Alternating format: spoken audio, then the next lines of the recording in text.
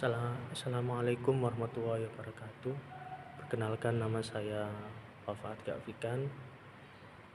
Sekarang kuliah di Universitas Islam Negeri Sunan Ampel, Surabaya. Sekarang semester 5 dengan nomor NIM 0502052340.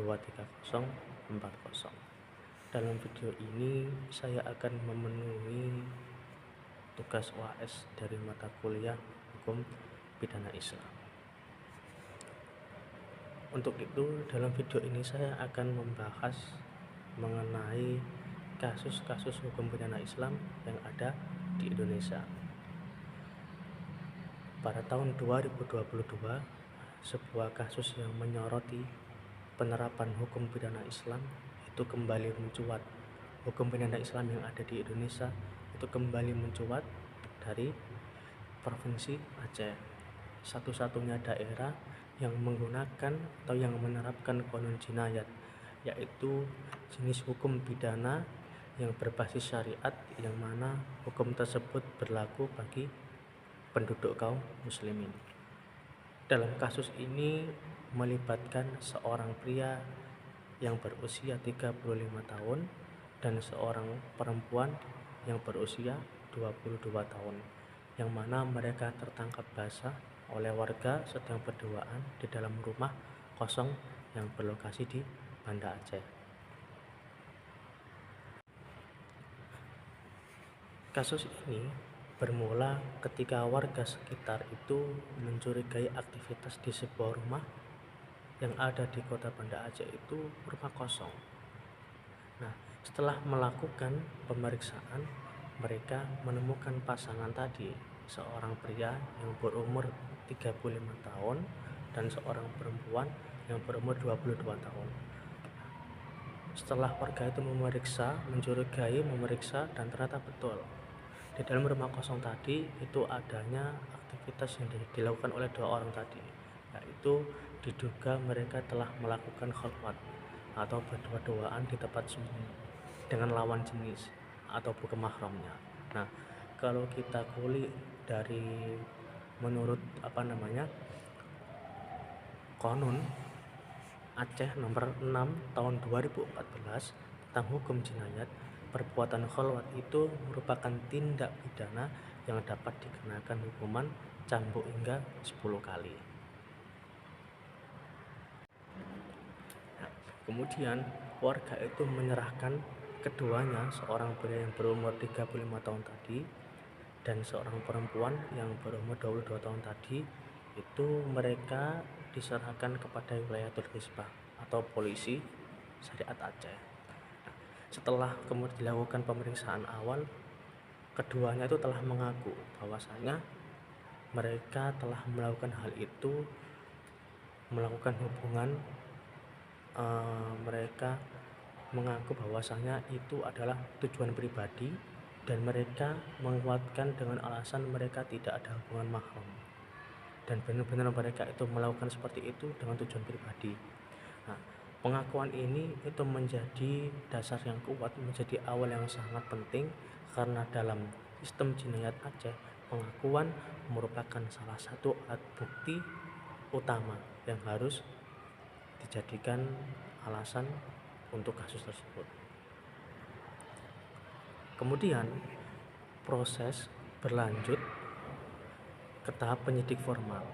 Penyelidik ini mengumpulkan bukti tambahan berupa keterangan saksi-saksi, kemudian lokasi kejadian, kemudian serta rekaman video yang berasal dari warga. Nah, semua ini digunakan untuk apa? Digunakan untuk memastikan bahwasanya perbuatan tersebut benar-benar dilakukan dan benar-benar memenuhi unsur khalwat sebagaimana yang diatur dalam Al-Quran.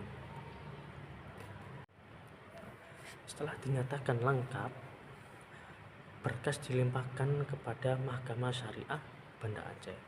Sidang berlangsung terbuka untuk umum. Seperti lazimnya jinayat, jaksa membacakan dakwaan khalwat, sementara penasihat hukum meminta agar hukum itu dipertimbangkan, mengingat dari kedua pelaku ini itu baru pertama kali mendapatkan pelanggaran syariah. Maka untuk itu penasihat hukum itu meminta kepada hakim untuk dipertimbangkan lagi hukuman yang diberikan nanti oleh hakim. Nah, dalam persidangan, majelis hakim menguatkan dasar hukum kanun jinayat serta mempertimbangkan maqasid syariah atau tujuan syariat, yaitu menjaga moral masyarakat.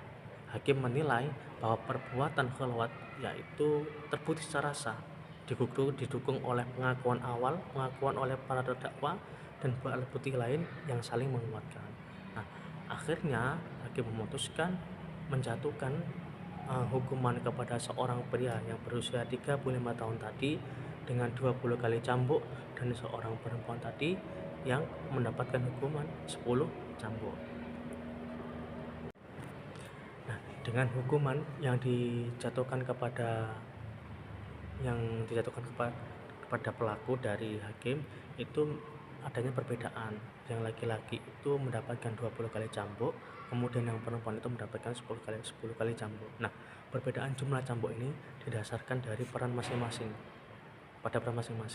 di mana terdakwa seorang pria itu dianggap lebih dominan untuk menginisiasi kasus tersebut, pertemuan tersebut. Jadi bisa dibayangkan bahwasanya seorang laki-laki ini itu menggebu-gebu atau memaksa kepada si perempuan untuk bertemu di rumah kosong tadi. Nah, hal itulah menjadikan hakim menjatuhkan kepada seorang pria itu menjadikan hukuman 20 kali cambuk. Nah, hukuman ini dilaksanakan di halaman pusat di keramaian Banda Aceh. Nah, disaksikan aparat, wartawan, masyarakat.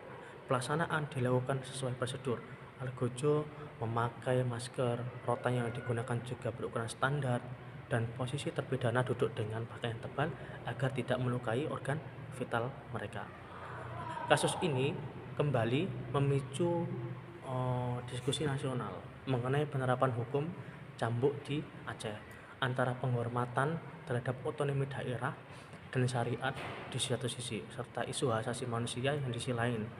Meski demikian, pemerintah Aceh menegaskan bahwa penerapan kanun jinayat merupakan bagian dari kekhususan Aceh yang dijamin dalam Undang-Undang Otonomi Khusus Daerah dan Otonomi Khusus.